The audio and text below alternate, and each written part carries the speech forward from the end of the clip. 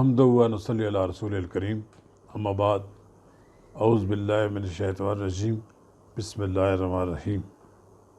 क़ब्ल इसके कि मैं आपसे अपनी बात का आगाज़ करूं, मैं आपसे गुजारिश करूंगा कि आपने अगर मेरा यूट्यूब चैनल सब्सक्राइब नहीं किया तो बराए करम इसे फ़ौरी तौर पर सब्सक्राइब करें, इसको लाइक करें और अपने अहबाब के साथ इसे शेयर करें। आज हम आपके साथ बात करेंगे 28 मई 1998 को चागी के पहाड़ों में होने वाले एटमी धमाकों के क्रेडिट के बारे में।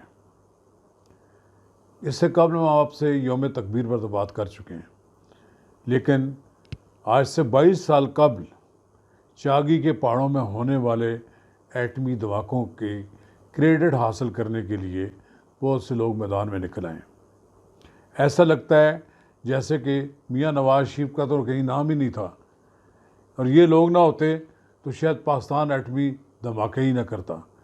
एक अजीब व गरीब एक तमाशा लगा हुआ है कि ऐसे ऐसे लोग भी कर रहे हैं बातें कि जिनके बारे में तो ये कहा जाता है कि जब एटमी धमाके हुए तो वो ख़ुद उन्होंने इतराफ़ किया कि वो खौफ के आलम में पाकिस्तान से भाग गए थे। अब ये क्रेडिट की बात तो ना तो नवाज़ शरीफ क्रेडिट की बात करता है, ना नवाज़ शरीफ को क्रेडिट के लिए बात करने की ज़रूरत है। ये एक ऐसी हकीकत है जो पूरी दुनिया को मालूम है कि पाकिस्तान के एटमी प्रोग्राम की बुनियाद संग बुनियाद की बात करते हैं वो जुल्फ़िकार अली भुट्टो ने रखी। जुल्फ़िकार अली भुट्टो को ये प्रोग्राम अपनी आँखों से तकमील होता नहीं देख सके। उन्हें जनरल ज़िया-उल हक़ के दौर में फांसी के तख्ते पर चढ़ा दिया गया, लेकिन इब्तदा उन्होंने रखी। Doctor A K. ख़ान को उन्होंने बुलाया। डॉक्टर अब्दुल कदीर ख़ान पाकिस्तान ना आते तो शायद पाकिस्तान का कोई साइंसदान एटमी क़ुव्वत बनाने की पोजीशन में ही ना होता, ना ही यूरेनियम इनरिच कर सकता, ना ही जनाब कोई एटमी धमाके होते। खामोशी के साथ ज़िया-उल हक़ के ज़माने में अफ़गान वार में इस पर काम होता रहा। ज़िया-उल हक़ अमरीकियों की और यूरोपियों की आंखों में धूल झोंकते रहे और पाकिस्तान का एटमी प्रोग्राम पर उनकी नज़रें पर नहीं पड़ने दी। 1983 में डॉक्टर अब्दुल कदीर ख़ान ने हुकूमत को आगाह कर दिया कि हमने कोल्ड टेस्ट कर लिया है और पाकिस्तान एटमी क़ुव्वत बन गया। अब उसके बाद जनरल ज़िया-उल हक़ बड़े बहादुर और दलेर हुक्मरान थे, लेकिन जुर्रत उनको भी नहीं हुई कि वो एटमी धमाका करते। सारी दुनिया अमेरिका से डरती थी। बड़े बड़े लोग अमेरिका से डरते थे कि कहीं ये ना हो ना सिर्फ हमारे इक़्तिदार का ख़ात्मा कर दें, बल्कि हमें भी कुछ संगीन नताइज न भुगतने पड़े। ये बात जनरल असलम बेग ने भी कही है कि अगर नवाज़ शरीफ ना होते तो पाकिस्तान का एटमी प्रोग्राम भी पाया तकमील तक ना पहुँचता। पाया तकमील से मुराद ये है कि ऐलान किया जाता कि हम पाकिस्तान अब एटमी क़ुव्वत बन गया है और हमारे धमाके कामयाब हुए हैं। बहरहाल ज़िया-उल हक़ का दौर गुज़र गया। उसके बाद मुख्तलिफ़ अदवार आए, बेनज़ीर भुट्टो आई, उसके बाद फिर नवाज़ शरीफ आए। लेकिन एक बात बड़ी वाज़ेह है, जब 11 मई 1998 को जब भारत ने एटमी धमाके किए, ऊपर नीचे 5 धमाके किए, तो मियाँ नवाज़ शरीफ वज़ीर आज़म की हैसियत से कज़ाकिस्तान में अलमाती में थे। वो अलमाती में मुझे मुशाहिद हसन सैयद जो उनके उस वक्त हमरा थे, वो उन्होंने मुझे बताया कि जब वो अलमाती से कुछ तो दूर एक पुरफ़ज़ा मकाम पर गए हुए थे, चूँकि उस ज़माने में मोबाइल टेलीफोन नहीं थे, तो बार बार मिलिट्री सेक्रेटरी का फ़ोन आ रहा था मियाँ नवाज़ शरीफ के नाम। वो उन्हें अहम खबर पहुँचाना चाहते थे। जब मियाँ नवाज़ शरीफ का उनसे रब्ता कायम हुआ तो उन्होंने बताया कि भारत ने 5 एटमी धमाके कर दिए। मियाँ नवाज़ शरीफ फ़ौरन वापस आए, अलमाती वापस आए, और वहाँ से जब पाकिस्तान पहुँचे तो वहाँ से उन्होंने टेलीफोन इसलिए नहीं किया अपने उन लोगों को जिन्होंने तैयारी करनी थी। उन्होंने अपने इस्लामाबाद पहुँचने के फ़ौरन बाद आर्मी चीफ से कहा, उस वक्त जनरल जहांगीर करामत आर्मी चीफ थे। फिर उसके बाद उन्होंने जनाब एटमी तवानाई कमीशन के लोगों से कहा, ये टाइम मांगते थे, ये कहते थे कि हमारे से इतनी जल्दी नहीं हो सकता, लेकिन उन्होंने कहा कि इसको कम से कम वक्त में करें, और बिलाखिर तय हुआ कि 13 दिनों के अंदर 14 दिनों के अंदर पाकिस्तान एटमी धमाके करने की पोजीशन में हो जाएगा, तमाम इंतजाम मुकम्मल हो जाएंगे। एटमी तवानाई कमीशन ने अपना काम शुरू कर दिया। मियाँ नवाज शरीफ अलमाते से अपना जहन बनाकर आ चुके थे। उन्होंने उस वक़्त मुशाहिद हुसैन सैयद से मुशावरत की। मुशाहिद हुसैन सैयद हस्बे मामूल जिस तरह वो गुफ्तगू करते हैं, उन्होंने कहा, मियाँ साहब कड़ाके कट दो। ये उनके ये जुमला बड़ा मशहूर है कि कड़ाके करने वाली बात जो है ये वो अक्सर बातें करते रहते हैं। दूसरा उन्होंने कहा, मियाँ साहब नाउ और नेवर की बात है। मियाँ साहब ने कहा, आप बेफिक्र रहें, इंशाअल्लाह ताला हम धमाके करेंगे। जब पाकिस्तान में आए तो उन्होंने डिफेंस कमेटी का इजलास बुला लिया। डिफेंस कमेटी में ये बात ज़ेर बहस आई, तो वहाँ पर भी कम बेश पाकिस्तान आर्मी, नेवी और एयरफोर्स ने मुत्तफ़िक़ा तौर पर मियाँ नवाज शरीफ को इस बात का इख्तियार दिया कि आप जो फ़ैसला करेंगे हम उसे कबूल करेंगे, बल्कि उसकी सपोर्ट करेंगे। जहांगीर करामत ने मियाँ नवाज शरीफ ने कहा कि आपने एटमी धमाकों के नफ़ा नुकसान का खुद जायज़ा लेकर फ़ैसला करना है। यानी खुलकर कोई आदमी नहीं कह रहा था कि आप धमाके करें, लेकिन सारी बात मियाँ नवाज शरीफ पर डाली जा रही थी। मियाँ नवाज शरीफ ने इसके बाद अपनी काबीना का इजलास बुलाया। अपनी काबीना के इजलास में होता यही है कि जो वज़ीर-ए-आज़म की मर्ज़ी होती है उसके बाद सारे उसकी लाइन में बात करते हैं। लेकिन एक दो मिनिस्टर्स ने, जिनमें चौधरी निसार अली ख़ान और सरताज अजीज़ ने कहा कि हमें अमेरिकन पैकेज ले लेना चाहिए, हमें अपने आप को मसाइल में नहीं उलझना चाहिए, जब हम एटमी क़ुव्वत बन ही चुके हैं तो हमें कोई इसकी क्या ज़रूरत है। लेकिन राजा मोहम्मद ज़फ़रुल्लाह जो उस वक़्त वज़ीर मज़हबी अमूर थे, उन्होंने बड़ी एक तवील गुफ्तगू की। उन्होंने कहा, मियाँ नवाज शरीफ साहब, मैं आपको ये बात बता देना चाहता हूँ प्राइम मिनिस्टर कि अगर हमने एटमी धमाके ना किए तो भारत हमें मुसलसल ब्लैकमेल करता रहेगा। हम इस पोजीशन में नहीं होंगे कि हम भारत की आंखों में आंखें डालकर बात कर सकें, लिहाजा हमें अपनी जान पर खेल जाना चाहिए। तो मियाँ नवाज शरीफ ने उन सबको कहा कि मैंने फ़ैसला कर लिया है और मैं इस फैसले पर कायम हूँ, इंशाअल्लाह ताला इस पर अमल दरामद किया जाएगा। उन्होंने टीमें तश्कील दी कि मुख्तलिफ़ सियासी जमातों के साथ रब्ते करके उन्हें एतमाद में लें कि हम ये काम करने वाले हैं। इसी तरह 5 टेलीफोन आए, मुसलसल आगे पीछे टेलीफोन आए सदर क्लिंटन के। तो मियाँ नवाज शरीफ ने माज़रत कर ली। उन्होंने कहा, मिस्टर क्लिंटन, मेरे लिए मुमकिन नहीं है, मेरे मुल्क की सलामती का मसला है, मैं किसी सूरत में भी अपने इस कौमी सलामती पे कंप्रोमाइज़ नहीं कर सकता। एक जुर्रतमंद लीडर के तौर पर उन्होंने अमरीकी सदर की तमाम पेशकशें मुस्तरद कर दी। $5 अरब की उसने पेशकश की। पाकिस्तान ने एटमी धमाके मुलतवी करने और ये ना करने की बात को कबूल नहीं किया। उसके बाद बड़ा अहम मरला ये था कि इसका तारीख़ का तयन हो किसी को पता न लगे। हमें याद है, मैं 27 मई को मुझे कॉल आई डॉक्टर अब्दुल कदीर ख़ान की, और फ़ारूक साहब उनके साथ काम करते थे। उन्होंने कहा कि डॉक्टर अब्दुल कदीर ख़ान आपसे मिलना चाहते हैं। मैं सोहेल अब्दुल नासर साहब मेरे साथ जो डिफेंस कवर करते हैं, हम दोनों डॉक्टर अब्दुल कदीर ख़ान के दफ्तर गए। डॉक्टर अब्दुल कदीर ख़ान को मैंने ज़िंदगी में पहली बार इतना बेचैन और मुस्तरब देखा और परेशान देखा। उन्होंने कहा, बात यह है कि कल 28 मई को 3 बजे के बाद दोपहर को कल एक एटमी धमाके हो रहे हैं, लेकिन मैं उनमें नहीं हूँगा, क्योंकि मेरे पास वहाँ तक जाने के लिए कोई ना जहाज़ है ना कोई और मेरे पास कोई ज़रिया है। मैं कोशिश कर रहा हूँ कि मैं वहाँ हूँ। मेरा क्रेडिट छीनने के लिए एटमी तवानाई कमीशन सारा कुछ अपने ज़रिए तमाम कर रहा है। मेरा वहाँ मौजूद होना ज़रूरी है।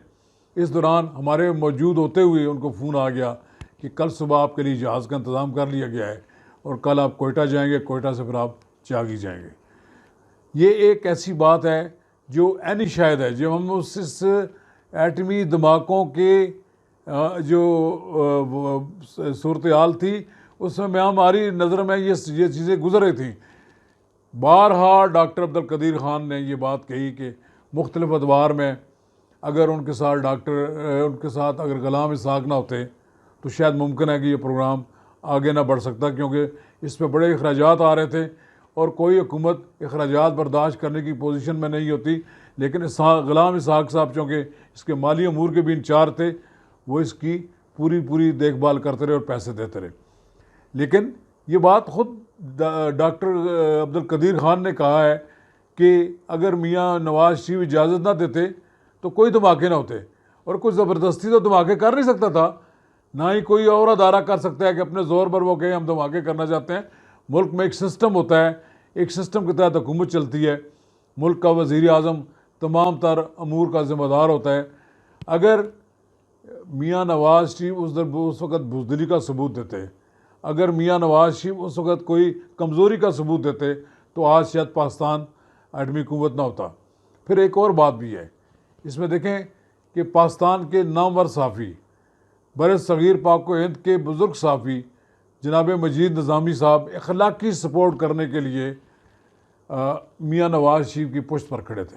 वो बार बार उनको ये बावर करा रहे थे और दबाव डाल रहे थे कि आपने किसी तरह की कमज़ोरी नहीं ज़ाहिर करनी। मियाँ नवाज़ शरीफ को लीडर बनाने में जनाब मजीद निज़ामी का एक किरदार ज़रूर है, लेकिन एक बात है कि मियाँ नवाज़ शरीफ का हौसला बढ़ाया उन्होंने ज़रूर है, लेकिन फ़ैसला बिलाखिर नवाज़ शरीफ का था। अब उसका क्रेडिट लेने के लिए जनाब शेख रशीद अहमद कहते हैं कि एटमी धमाके मैंने कराए थे, गौर अयूब ने कराए थे, और कराए थे क्या नाम है अपने और दूसरे लोगों ने, और फिर उन्होंने साथ राजा ज़फ़र हक साहब का भी नाम ले लिया। बात यह है कि राजा ज़फ़र हक साहब ही थे जिन्होंने काबीना में खुलकर बात की, और उन्हीं की गुफ्तगू के बाद बाकी लोगों को बात करने की ज़रूरत ही पेश नहीं आई। मियाँ नवाज़ शरीफ ने काबीना को कहा कि मैंने ये फ़ैसला किया है, मुझे सिर्फ आपका एतमाद हासिल करना था, आपको मैंने एतमाद में लेना था, मैंने एतमाद में ले लिया। लेकिन ये कहा गया कि इसको सीक्रेट रखा जाए, 28 मई का तारीख का लोगों को मालूम ना हो, क्योंकि पाकिस्तान ने को डर इस बात का था कि मुमकिन है इसराइल जहाँ हमने एटमी धमाके करने हैं वहाँ कोई शरारत करे या कोई और बात करे। इसलिए पाकिस्तान ने अपनी सरहदों पर एटमी वार जो थे हमारे पास मिसाइल हमने फिट कर दिए थे। अगर किसी तरह से भारत को भी ये पैगाम दे दिया गया था और इसराइल को भी दे दिया गया था कि अगर किसी ने हमारे प्रोग्राम के अंदर खलल पैदा किया तो इसकी जवाबी कार्रवाई होगी, दुनिया की अब सफ़ाए हस्ती से भारत मिट जाएगा, और यही हाल इसराइल का भी होगा। इसलिए किसी की ज़रूरत नहीं हुई कि एटमी धमाके के वक्त पाकिस्तान के पर हमला करते या पाकिस्तान के एटमी तवानाई की जो तनसीबात हैं उनको कोई नुकसान पहुँचाते। अब 22 साल बाद मौजूदा हुकूमत के पास बेचने के लिए और कोई चीज़ नज़र नहीं आई, तो उन्होंने कहा चले इसी पे आप बहस चला लेते हैं। आपने कोरोना के ख़िलाफ़ लड़ाई लड़नी है। इस वक्त लड़ाई नवाज़ शरीफ के लड़ाई लड़ने वाली नहीं है। नवाज़ शरीफ को जो क्रेडिट देना था अल्लाह ताला ने, वो ना कोई छीन सकता है और ना किसी के छीनने की ज़रूरत है। ये तारीख़ का हिस्सा है, तारीख़ मस्त नहीं हो सकती, और जो लोग तारीख़ मस्त करना चाहते हैं वो तारीख़ में मिट जाएंगे, उन्हें कोई दुनिया में कोई आदमी याद नहीं रखेगा। जब कभी भी पाकिस्तान में बात होगी एटमी धमाकों की तो पाकिस्तान में मियाँ नवाज़ शरीफ को याद रखा जाएगा, जनरल ज़िया-उल हक को याद रखा जाएगा, ज़ुल्फ़िकार अली भुट्टो को याद रखा जाएगा, और फिर ग़ुलाम इसहाक़ को भी याद रखा जाएगा। डॉक्टर अब्दुल कदीर ख़ान का तो क्रेडिट ही क्रेडिट है, उसमें तो कोई शक नहीं है। देखें, साइंसदानों ने और सियासतदानों में ये फ़र्क है। साइंसदान ने एक चीज़ बना के देनी है और सियासतदान ने फ़ैसला करना है कि इसको कब और किस वक्त मैंने इसको इस्तेमाल करना है, इसको बनवाना है। और उसके लिए देखें, पूरी दुनिया के सामने मियाँ नवाज़ शरीफ खड़े हो गए। उन्हें मालूम था कि 28 मई के बाद पाकिस्तान पर सैंक्शन लग जाएंगी, पाकिस्तान की इमदाद बंद कर दी जाएगी, और वही हुआ। पाकिस्तान की इमदाद बंद कर दी गई, पाकिस्तान को मुश्किल हालात में ले जाया गया। सऊदी अरब जैसे दोस्त मुल्क ने पाकिस्तान को मुफ्त $1.8 बिलियन का तेल कई साल तक देते रहे। और फिर वो उस वक्त भी जारी रहा जब मियाँ नवाज शरीफ को जलावतन कर दिया गया और वो जलावतन होकर सऊदी अरब चले गए, तो फिर भी मियाँ नवाज शरीफ पाकिस्तान को अपनी इस जलावतनी के दौरान वो जो तेल जो है ना उसकी सप्लाई उन्होंने बरकरार रखवाई। सऊदी अरब ने पाकिस्तान को तेल देता रहा, इसलिए काफ़ी अर्सा तक जनरल परवेज़ मुशर्रफ के भी दौर में माशी मामलात काफ़ी बेहतर रहे। अब ये बात यह है कि जो लोग 28 मई 1998 में होने वाले एटमी धमाकों का ख़ुद क्रेडिट हासिल करने की कोशिश कर रहे हैं, उन्हें सोचना चाहिए कि उन्हें अल्लाह ताला के सामने भी जान देनी है। क्यों झूठ बोलते हैं लोग? इन्हें झूठ बोलना ही चाहिए, इन्हें लोगों के सामने अपने आप को शर्मिंदा होना चाहिए कि इस तरह की बातें करते हैं। जिस दिन एटमी धमाके हुए, जनाब शेख रशीद साहब तो पाकिस्तान छोड़कर भाग गए थे, और फिर और रिकॉर्ड बातें मौजूद हैं कि मैं तो खौफजदा होकर चला गया, और जब मुझे पता लगा कि एटमी धमाका हो गया है और कुछ नहीं हुआ, तो फिर उन्होंने कहा कि मैं अगली फ़्लाइट में पाकिस्तान वापस आ गया। ये तो वो बहादुरी उनकी है। अब वो ये कहते हैं, अब लोगों का रोटी लगी हुई है, मैं समझता हूँ कि कुछ वज़रा की रोटी लगी हुई है कि वो नवाज़ शरीफ को गाली दें, नवाज़ शरीफ पे लान तान करें, और इसी पे जनाब इमरान खान को खुश करें कि हमने देखा जी आपके सबसे बड़े सियासी मुखालफ को हम रगेद रहे हैं। ये उन्हें सोचना चाहिए, नवाज़ शरीफ इस मुल्क में वापस आने वाला है। नवाज़ शरीफ को कोई नहीं रोक सकेगा। नवाज़ शरीफ को ज़्यादा अरसा तक नायल करार दिया नहीं जा सकेगा, और बिल आखिर पाकिस्तान के अवाम मियाँ नवाज़ शरीफ को एक बार फिर चौथी बार हुकूमत में लाएंगे। ये इसलिए मुमकिन है, इसलिए बातें हो रही हैं कि नवाज़ शरीफ लोगों के दिलों से नहीं उतरा। ये इस तरह के ड्रामे करने से कि कभी कि जी ये एटमी धमाके जो हैं ये उन्होंने नहीं कराए थे। यौम तकबीर तो किसी ने सरकारी तौर पर कोई नहीं बनाया। मास वॉइस के अलावा कि एंकर पर्सन, प्रिंट मीडिया और चंद एक वज़ीर, 3-4 वज़ीर जो हैं इस काम पर लगा दिए गए कि वो ये रोज़ाना बयान जारी करते रहें।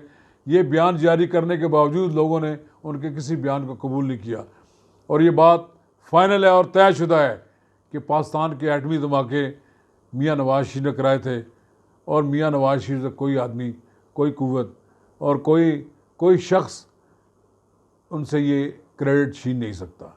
ये क्रेडिट हमेशा उन्हीं के खाते में रहेगा। शुक्रिया।